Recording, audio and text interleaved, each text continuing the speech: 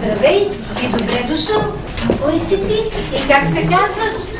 Нима не можете да ме познаете. Браво! Да попитаме децата. Тогава, деца, разгледайте внимателно короната ми. Целият ми стакан от въпроси. Как ли може да се казвам? Защото! Тогава започвам да питам. Какво и защо празнувате сега? Цяла година се учихме, четем, пишем народния български език. Дойде време да покажем на какво сме способни. Днес е ден на равносметка. А на кого ще показвате и какво ще показвате? Ех и ти, защото не виждаш ли, че тук са нашите родители?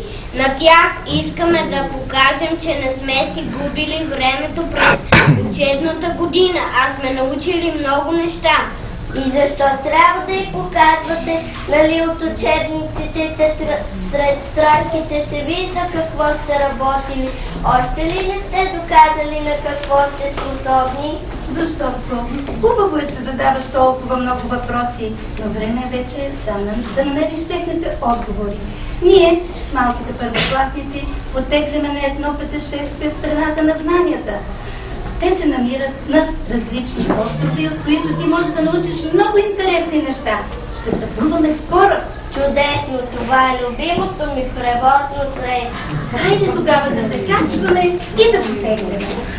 Като кърпичка сега, върнахме лауто и ще направим така. Ние знаем коя се твърда. Хайде да кажем. Ние, докато правихме репетиция, бяхме като София. И си вече на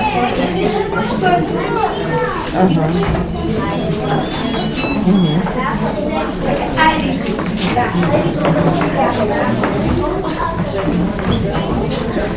Малко се завъртяхме.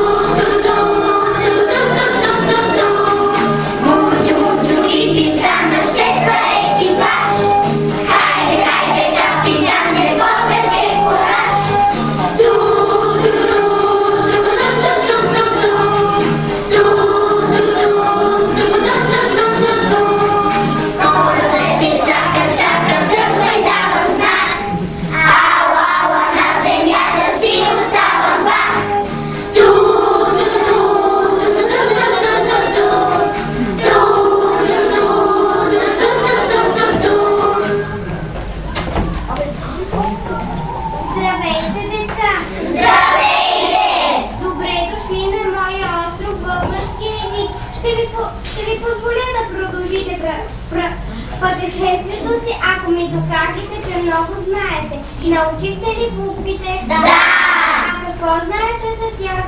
Ние знаем, че преди много години над планината Олимп си стигнало слънцето и да светило ярко. Константин философ, наречен по-късно Кирил, го посочил с ръка и рекал на брат си Методий: ей, такова светило, да запалим душите на всички славяни. И запалили двамата братя слънцето на просвещението, създали славянската азбука, спасили българския род по чужди езици. Аз си мисля за двете.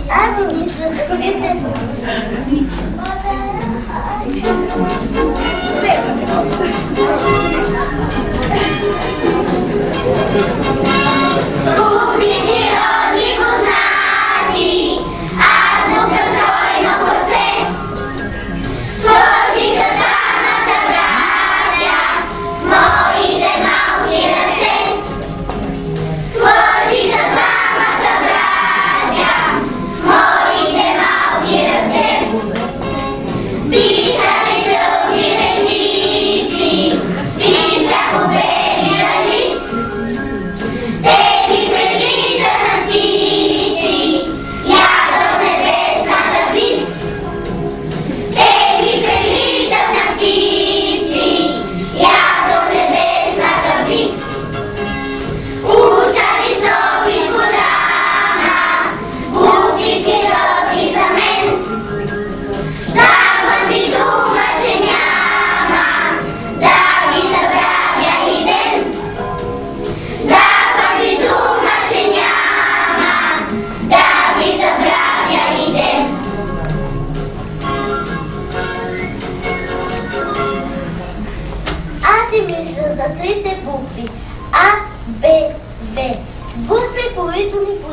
бяха нашите деди.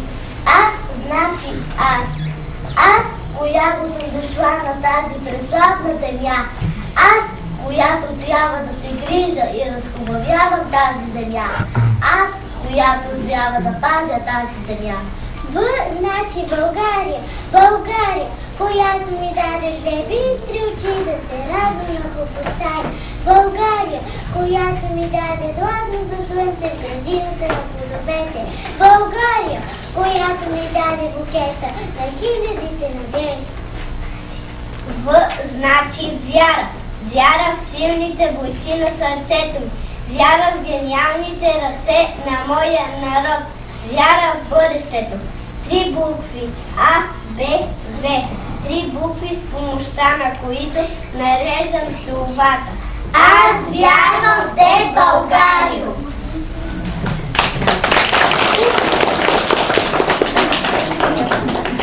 Буквите М и Р изписваме друга прекрасна дума мир. Мирът е като слънце, мирът е като зърнце. То никне и кълни, заре и придобини. Мирът е като птица на цялата пшеница. Виж, птицата лети, а с нея аз и ти. С буква Д започва най-чудесната дума на света. Деца, когато се смеят децата, в градината цъфват цветята и слънцето в китната круша се спира да гледа и слуша.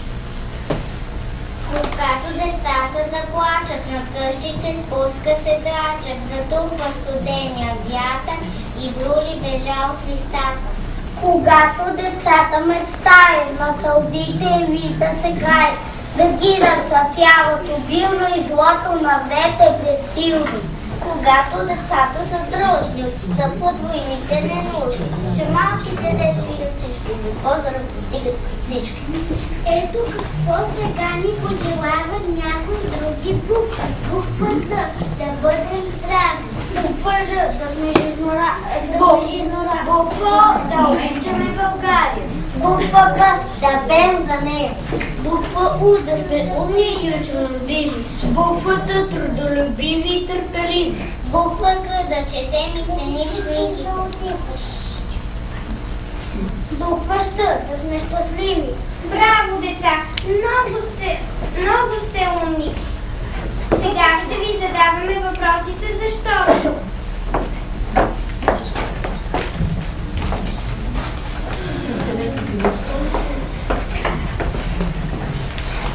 Хайде да проверим как се справяте с четенето. Всеки на глас ще прочете написано на листче мъдро, който е готов да подаде знак.